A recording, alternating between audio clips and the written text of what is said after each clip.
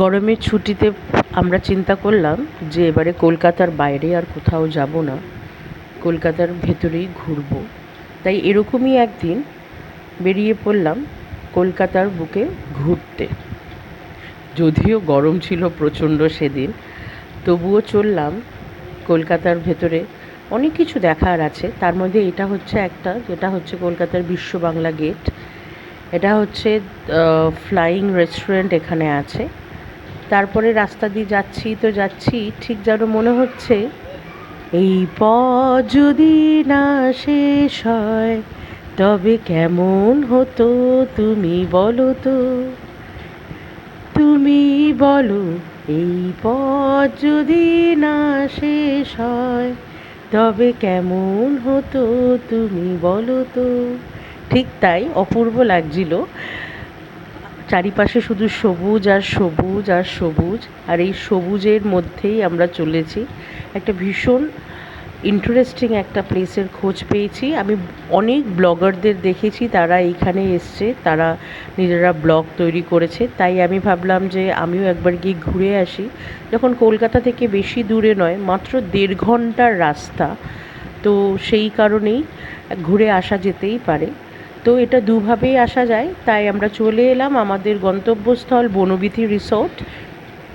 চারিপাশটা দেখুন কি সুন্দর, ঘন জঙ্গলে ভর্তি, গাছ আর গাছ, শুধু গাছ আর গাছ। আর এই গাছের মাঝখানে আমরা আজকে ঢুকছি, অপূর্ব লাগছে ব্যাপারটা। ওই যে আমাদের রিসোর্টের গেটটা দেখা যাচ্ছে, খুব আনন্দ হচ্ছে এই বনবিথি রিসোর্টের এটা দেখে। আমরা এখন বনবিথি রিসোর্টে নামবো, নামার সঙ্গে সঙ্গেই যেরকম কথা সেরকম কাজ, ওয়েলকাম ড্রিঙ্কস দিয়ে দিল, সেটার ভিডিও করতে পারিনি। আর মা তো রুমে ঢুকেই একদম রিল্যাক্স মুডে চলে এসছে। এইটা হচ্ছে আমাদের রুম, কি অপূর্ব দেখুন রুমটা। ও হ্যাঁ, ওই পাশে বারান্দাটাও আছে। খুব সুন্দর ঘরটা, আর খুব রিজনেবল নমিনাল প্রাইস।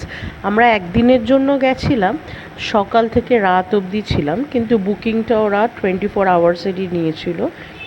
প্রাইস 3,500 টাকা থেকে শুরু, তার উপরে ডিপেন্ড করছে রুম ফেসিলিটিস অ্যান্ড অল। কিন্তু আমরা যেটা নিয়েছিলাম ভীষণ ভালো লেগেছে ঘরটা, খুব সুন্দর। এসিও আছে, খুব সুন্দর লাইট সিস্টেম, পাখা, সব রকমই মডার্ন অ্যামেনিটিস এই ঘরের মধ্যে পেয়েছি। দেখুন ইলেকট্রিক কেটেলটাও রয়েছে, টিভির এখানটা একটা সুন্দর ক্যাবিনেট করা, তো চা করতেই পারবেন। এটা হচ্ছে বাথরুমটা, ভীষণ সুন্দর। এই যে আয়না আছে দেখুন, ড্রায়ারও আছে, খুব সুন্দর পরিষ্কার পরিচ্ছন্ন, সমস্ত মডার্ন অ্যামেনিটিস আছে বাথরুমে। বাথরুমের আয়নাটা খুব ভালো লেগেছিল আমার। সেখান থেকে বেরিয়ে এলাম ড্রেসিং রুমের আয়নায়, একটু নিজেকে দেখাচ্ছি, বেশ সুন্দর লাগছে দেখতে। আচ্ছা, তারপরে ড্রেসিং টেবিলে দেখে নিচ্ছি খুব সুন্দর এই চা বানানোর কিছু মিল্ক স্যাশে আছে, চা পাতা আছে, সুগার আছে। আর সবথেকে যেটা ভালো লাগলো সেটা হচ্ছে জলটা এরা কাচের বোতলে সার্ভ করেছে, ভীষণ হাইজিনিক, এটা আমার খুব ভালো লেগেছে। আর এই ড্রেসিং টেবিলের সাথেই একটা ছোট ক্যাবিনেট হোল্ডার আছে, যেখানে একটা মিনি ফ্রিজ আছে। তো আপনারা কোল্ড ড্রিঙ্কস আনলে সেইখানে আপনারা রাখতে পারেন, এটা আপনাদের উপরে ডিপেন্ড করছে। But this is very good, এটা আমার খুব ভালো লেগেছে। আর তার পাশে একটা ছোট চেস্ট মতন আছে, আপনি সেখানে জামা কাপড় যাই হোক রাখতে পারবেন। আমার মেয়ে ব্যাগ ঝুলিয়ে দিয়েছে এখানে, খুব সুন্দর, ওয়ার্ড্রপটা ভালো লাগলো। আর ঠিক তার পাশেই আপনি বসে জুতো পরতে পারবেন, এরকম একটা ফেসিলিটি আছে। এই হচ্ছে আমাদের রুমটা, খুব ভালো লাগলো আমার। আর এই যে দেখুন টিভি চলছে, বাচ্চারা বসে গেছে কার্টুন নিয়ে, আমার মেয়ে আর ছেলে ভীষণভাবে রিল্যাক্স করছে, ছুটি কাটাচ্ছে। এই যে দুটো বসার চেয়ারও রয়েছে, পাশে দুটো টেবিল বেডের পাশে। আর ওই যে ওইদিকে বারান্দায় মা গিয়ে একটু দাঁড়িয়েছে, আমার খুব পছন্দ হয়েছে। তারপরে বারান্দায় এলাম, বারান্দায় এসে দেখছি যে চারিপাশ শুধু সবুজ আর সবুজ। এতটা সবুজ কলকাতায় দেখা যায় না, সেই জন্য কলকাতা থেকে মাত্র 1.5 ঘন্টা দূরে ঘটকপুকুর বলে একটি জায়গা আছে, যেটা বাসন্তী ভদ্র ক্রস করে ঘটকপুকুর। সেই ঘটকপুকুরে এই বনবিথি রিসর্ট আমাদের এই বনের মধ্যে সুন্দর একটা পরিবেশ এনে দিচ্ছে। এরকম সুন্দর সুন্দর কটেজ আছে এই রিসোর্টে, কটেজ এক একটা কটেজের এক এক রকম নাম। তারপরেই চলে এলাম, একটা সুইমিং পুলও এখানে আছে, বাচ্চারাও নামতে পারবে, বড়রাও নামতে পারবে। পুলে দেখুন, পুলের পাশে বসার জায়গাটাও খুব সুন্দর করে ডেকোরেশন করা।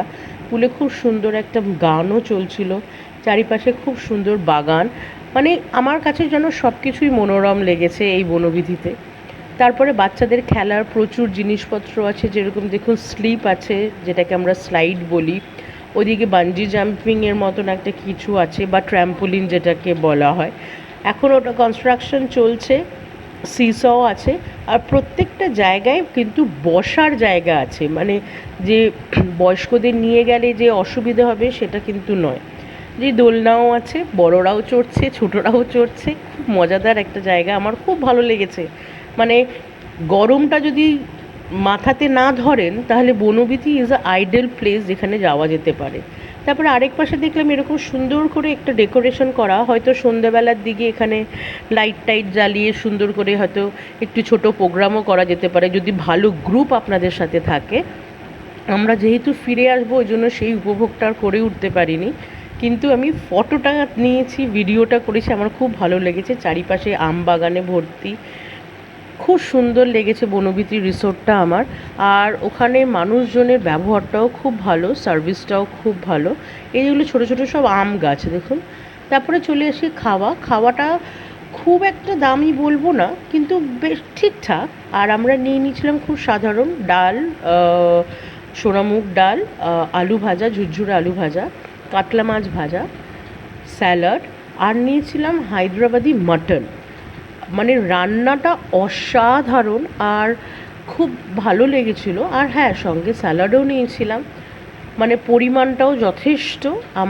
আমার তো ভীষণ ভালো লেগেছে বনবিথীর সব কিছু। আমি তো চিন্তা করছি আমি অবশ্যই আরেকবারও যাব।